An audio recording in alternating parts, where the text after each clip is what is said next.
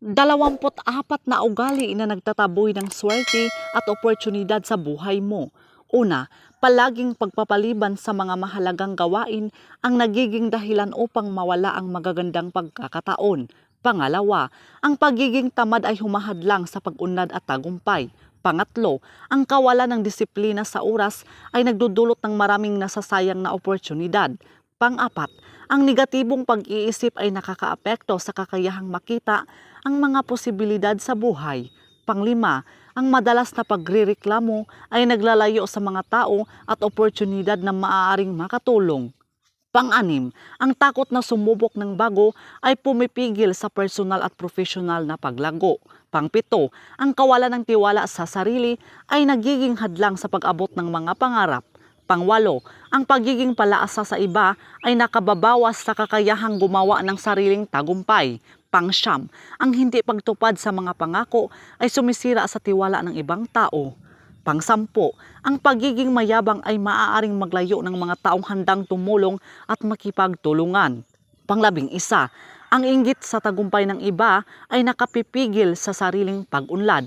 Pang-12, ang pagsuko agad sa harap ng problema ay nag-aalis ng pagkakataong magtagumpay. Pang-13, ang kawalan ng malinaw na layunin sa buhay ay nagiging sanhi ng pagkaligaw ng direksyon. Pang-14, ang pag-iwas sa responsibilidad ay nakahahadlang sa paghubog ng mabuting pagkatao.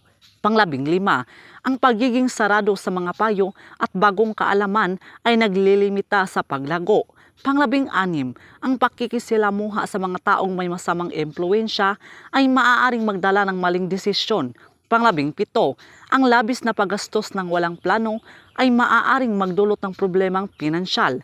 Pang-18, ang kakulangan sa pasasalamat ay nagiging dahilan upang hindi mapahalagahan ang mga biyayang natatanggap. Pang-19, ang madalas na pagsisinungaling ay sumisira sa reputasyon at kredibilidad. 20, ang pagiging padalos-dalos sa mga desisyon ay maaaring magbunga ng pagsisisi at pagkabigo. 21, ang pagtuon lamang sa mga problema sa halip na mga solusyon ay nakahahadlang sa pag-asenso.